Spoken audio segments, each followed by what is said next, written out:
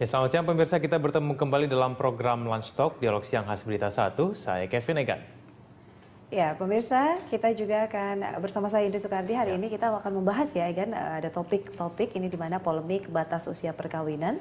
Dan kita lihat dulu ini tayangan berikut.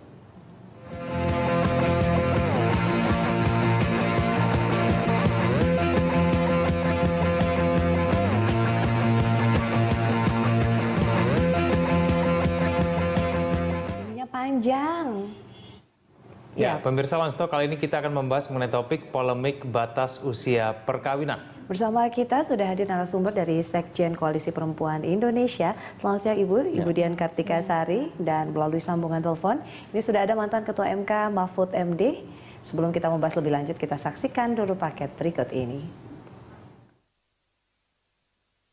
Mahkamah Konstitusi memutus permohonan uji materi Undang-Undang Nomor 1 Tahun 1974 tentang perkawinan, khususnya pasal 7 ayat 1 dan 2 terkait batasan usia perkawinan. Dalam putusannya, MK menolak permohonan uji materi mengenai batas usia perkawinan bagi perempuan. Sebelumnya, sejumlah elemen yang tergabung dalam Koalisi 18 meminta batas usia menikah untuk perempuan minimal 18 tahun. Namun menurut MK, tidak hanya dengan batasan usia semata. Tidak tertutup kemungkinan jika didasarkan pada berbagai perkembangan aspek sosial ekonomi, budaya, dan teknologi, usia 18 tahun bisa dianggap lebih rendah atau malah lebih tinggi. Hakim menimbang bahwa kebutuhan batas usia khususnya bagi perempuan disesuaikan dengan banyak aspek, seperti kesehatan, sosial, budaya, dan ekonomi. Untuk mencegah perkawinan anak yang banyak menimbulkan masalah, namun dengan usia 16 tahun sebagai batas usia perempuan yang dinilai masih di bawah umur, bakal melahirkan banyak praktik perkawinan anak, khususnya anak perempuan, sehingga mengakibatkan perampasan hak-hak anak, terutama hak untuk tumbuh dan berkembang.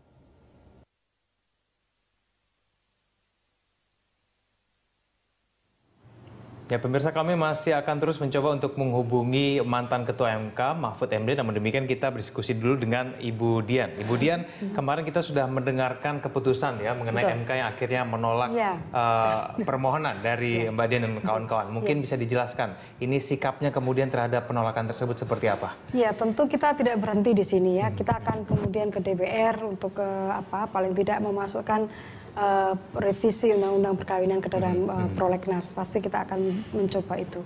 Tapi pada awal kita mengambil sikap untuk ke MK dulu, sesungguhnya kita berpikir bahwa satu pasal saja, ini dua pasal saja untuk urgent, untuk mengatasi situasi yang mendesak, karena ini tidak, kalau dilihat dari Undang-Undang Dasar, ini sudah tidak benar, tidak sesuai dengan Undang-Undang Dasar. Kan di dalam pasal 28B ayat 2 kan dikatakan setiap anak berhak untuk hidup, tumbuh, dan berkembang, berhak atas perlindungan dari kekerasan dan diskriminasi. Di dalam undang-undang itu sudah ada diskriminasi soal usia perkawinan. Anak-anak 16 tahun, perempuan 16 tahun, laki-laki 19 tahun. Nah, karena persoalan-persoalan dan efeknya dari perkawinan di usia anak inilah, maka kemudian kita meminta paling tidak dia di batas usia anak atau disamakan dengan yang laki-laki. Nah, tapi kemudian sesungguhnya saya dengan putusan MK ini yang saya kecewa, ini tidak dilihat dari analisis dari keseluruhan pasal Undang-Undang Dasar itu dan ayat-ayat di dalam Undang-Undang Dasar itu, tapi lebih kemudian cenderung lebih mendasarkan pada ayat-ayat di dalam agama. Itu sebenarnya yang menyedihkan buat saya ya. Memangnya kalau kenyataan sekarang yang beredar itu kenapa? Apa yang terjadi ketika undang-undang itu menetapkan bahwa batas usia itu 16 tahun? Ya, ada dua hal. Di sana ada batas usia 16 tahun dan diizinkan dispensasi. Artinya kalau belum 16 tahun harus mengurus surat dispensasi. Nah, ini kan realitanya masih di Indonesia itu masih banyak anak-anak usia 13 tahun dikawinkan. Usia 14 tahun, usia 15 tahun itu dinikahkan. Sehingga ini kan kemudian mereka yang harusnya anak-anak tiba-tiba diperlakukan sebagai orang dewasa karena menikah. Tapi kemudian realitanya dia anak-anak, secara fisik dia belum siap untuk punya anak, dia belum juga siap untuk mengasuh anaknya, dan juga kesempatan dia untuk tumbuh kembang hilang. Karena dia nggak bisa sekolah pasti. Baik. Kemudian ini nampaknya kita sudah terhubung ya dengan Pak Mahfud MD. Selamat siang Pak Mahfud. Selamat siang, Mbak. Ya, waalaikumsalam Pak. Ini kita membahas mengenai uji materi Undang-Undang MK, ini Undang-Undang di MK terkait dari Undang-Undang Perkawinan mengenai batas usia. Bagaimana tanggapan Bapak? Uji materi sudah ditolak, seperti apa ini Pak? Usia yang di Undang-Undang Perkawinan itu 18 kan ya? Apa 16? Undang-Undang nomor 1 tahun 74 ini Pak. 74. Pasal 7 ayat 1 dan 2-nya. Ya, usia minimal berapa di situ? Usia minimalnya 19 tahun untuk laki-laki dan untuk perempuan sendiri 16 tahun begitu Pak. Terus diuji mau dinaikkan gitu? Betul, ini kita langsung berhubungan dengan Ibu Dian dari Koalisi Perempuan. Silakan Ibu untuk menanggapi. Iya, kami mengusul. Saya tidak mengikuti beritanya karena bulan puasa ini saya di luar kota. Ya, kurang lebih Betul. begini Pak Mahfud, Betul, Pak. dari teman-teman dari Ibu Dian ini meminta bahwa batas usia untuk pernikahan bagi perempuan ini dinaikkan dari 16 Menjadi 18 tahun. ke 18 tahun ya Ibu Dian, dengan alasan bahwa umur 16 ini tidak memenuhi syarat dari tingkat psikologis maupun dari tingkat kesehatan begitu. Namun demikian pada hari kemarin MK menolak permintaan dari pemohon ya, dan akhirnya kemudian menetapkan kembali bahwa undang-undang pernikahan ini tetap 16 tahun. Nah, saya ingin tanya dulu kepada Pak Mahfud. Menurut Pak Mahfud, keputusan MK ini tepat atau tidak? Menurut saya, lepas dari soal kita setuju pada 16, 18, 19, itu putusan MK itu sudah tepat sesuai dengan wewenangnya.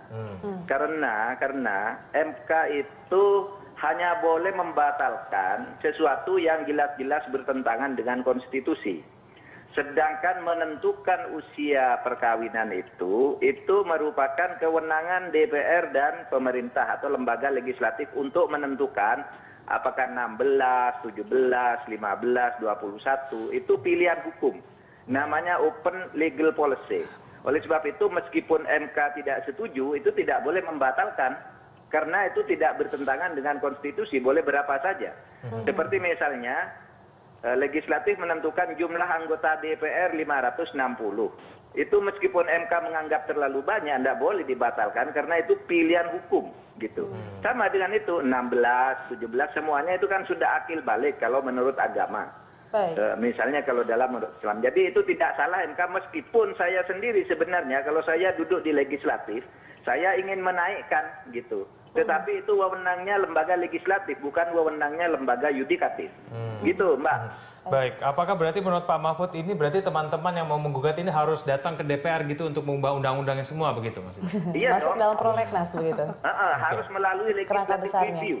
Baik. Legislative review, bukan judicial review. Karena kalau semua hal orang tidak suka dibawa ke judicial review, nanti lembaga yudikatif seperti MK itu lalu masuk ke ranahnya bidang lain, bisa sewenang-wenang dia. Oleh sebab itu kita melarang MK itu membatalkan sesuatu yang tidak disukai oleh orang, sesuatu yang tidak disukai oleh MK kalau tidak ada pertentangan langsung dengan Undang-Undang Dasar dan hak-hak konstitusional.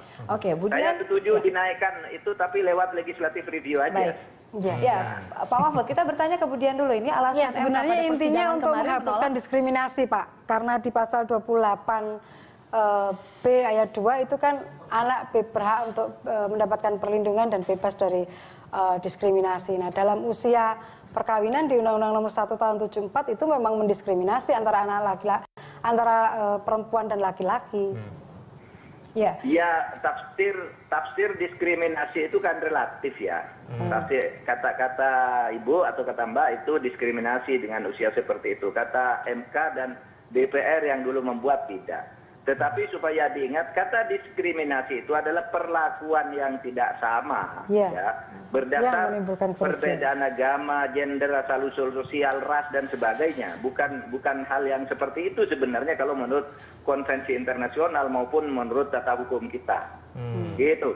Baik, Pak Mahfud, tapi sebetulnya kalau menurut dari teman-teman di Komnas Perempuan begitu ya, sebetulnya MK ini juga mempertimbangkan mengenai kondisi realita yang saat ini terjadi tidak sih Pak? Karena kan berdasarkan temuan data yang mungkin ditemukan oleh teman-teman dengan Budian ini, ada banyak rugi sekali begitu, ada banyak yang mungkin berakhir dengan perceraian, lalu kemudian akhirnya ada yang tidak sehat, kemudian ini dari MK sendiri sebetulnya memperhitungkan faktor itu tidak sih Pak Mahfud? Iya.